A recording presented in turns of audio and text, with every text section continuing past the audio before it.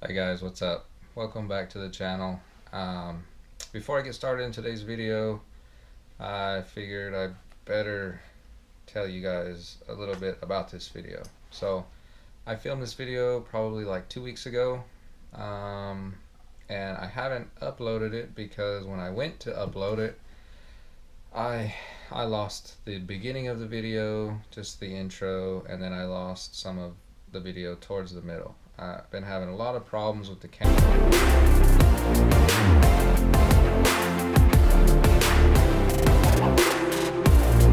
And it may require a little light stretch on these just to get them to fit right.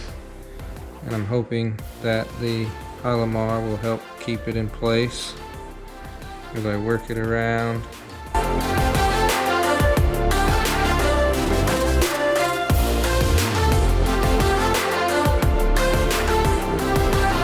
We've got the inner, which is that brown and red O-ring. Same thing, make sure you use your gasket material.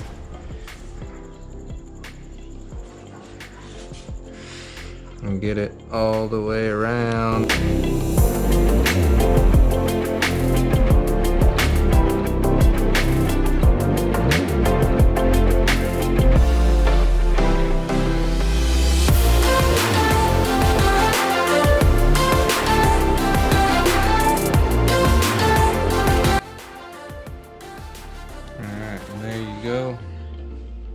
Just make sure that you try and clean up anything on the iron itself.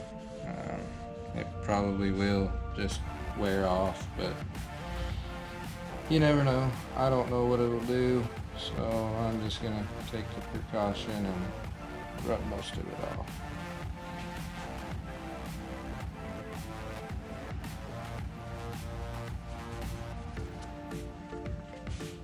Alright, now you're ready to put your two dowel pins in.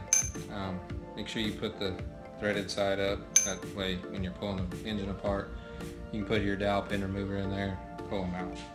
Nothing threads into them, you just go right in there like that and you're ready for the first housing. So before you put your housing on to your front iron, if you bought the same kit that I did, you'll get new dowel pin O-rings. And then it's also important that down here in the corners that you just put some Hylamar in those valleys, just for extra sealing.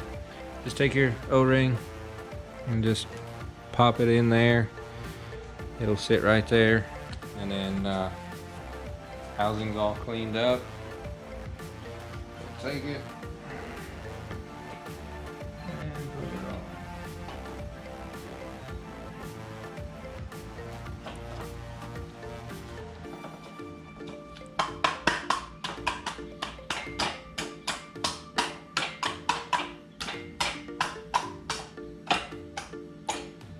There you go, so your housing's on. Now that means you're ready for the first rotor, which is pretty exciting. But before you do that, you need to prep this.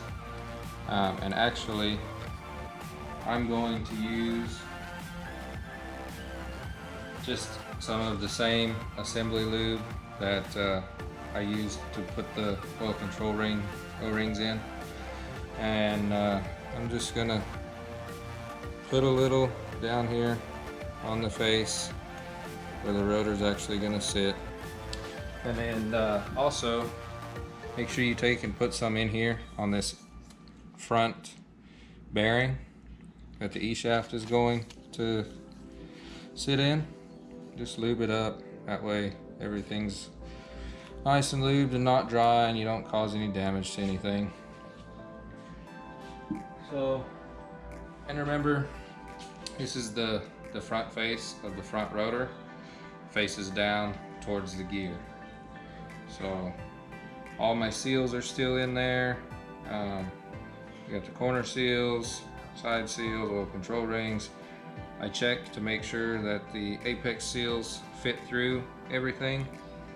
So I'm going to drop this thing in here.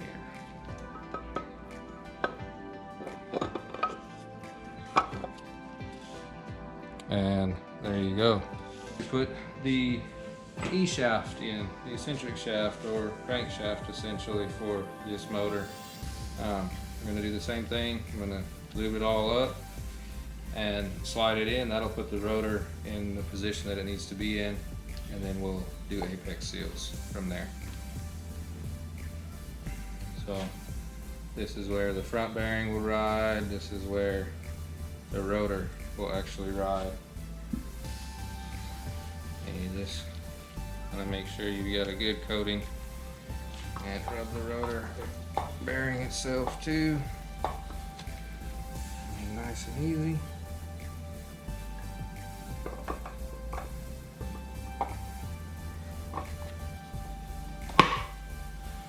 Voila, just like that. So now we got the first rotor in. Next we'll do the apex seals. Okay, so we did one off camera because it was a little, you know, something new for both of us. We've never done it. And so we got one apex seal in both springs. Got the large spring and the small spring. Actually, it kind of worked out easier to do it opposite of what everybody online says. If I'm remembering correctly, I believe I was told to do the inner spring, then the outer. We're actually doing the outer spring, then the inner spring, and just jamming it down all the way. Since we did super glue that top piece on, it does hold the spring. So she's gonna go ahead and put in the other two apex seals on this rotor. Then we'll put on the center iron and keep going.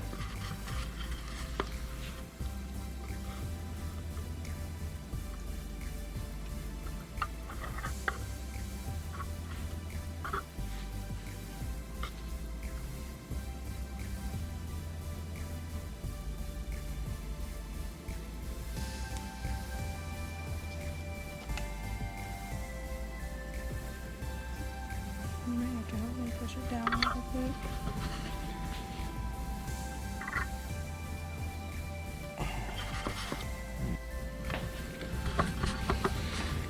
And here we go with the last apex seal on the front rotor.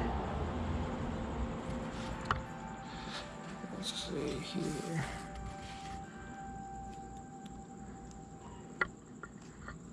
Getting those springs in there in the right place. Very important. That's basically how you get compression. These are like your piston rings for a rotary. And just like that, we have 1, 2, and 3 apex seals in our front rotor. That means we're ready to move on to the next step, which will be putting the center iron on and moving forward with that. So I'm gonna give the camera to my wife, and she's gonna film me just putting the housing or the next iron on, and we'll go from there.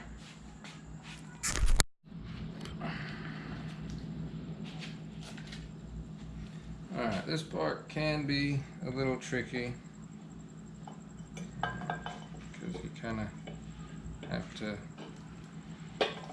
maneuver it over the E-shaft, but sometimes if you just pick it up a little bit, you should, in theory, be able to go over it.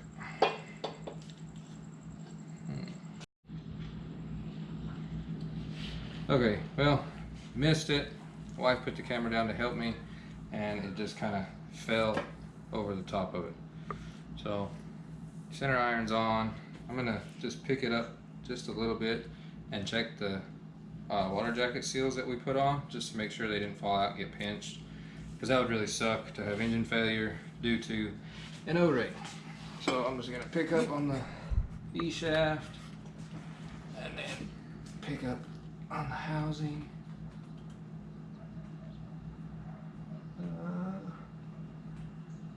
everything seems to look good. So, and there you go. Only thing holding the assembly together thus far is just the dowel pins. We have 2 more that go in next, and then we'll repeat the process for the first rotor. So we're almost there to having a completed, I guess you could say, rotating assembly in the block. Still a lot of work left to be done on this thing. So we're gonna get started on the next one. Let's do it.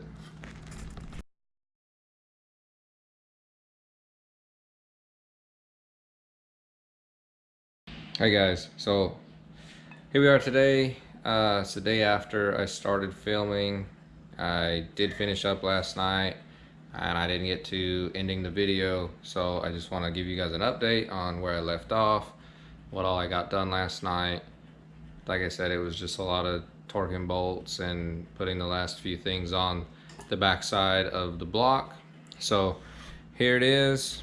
I've got all the tension bolts in all the way around. I got those torqued out to the Mazda spec, which is 29 foot-pounds. And then I got the counterweight on, which is right there. Got the flywheel put on, got these bolts torqued. I didn't get the flywheel nut torqued. I don't have a big enough torque wrench here, so Chris is gonna bring me one, and then I'll torque that. It torques like 300 and I believe 60 something foot-pounds. I'd have to look again, but I just know that I can't torque it properly without that bigger torque wrench. So yeah, and then I did also put on the front assembly pretty much. Let's see. Okay, yeah, so got the counterweight, got the oil pump gear, and then the OMP gear here. All that's on. And yes, for those of you that know about the needle bearings that are in the front of the engine, I did make sure that those were seated correctly. And again, with that, it requires a bigger torque wrench to put the front cover on and get that completed. So as of right now, the engine is a somewhat complete keg.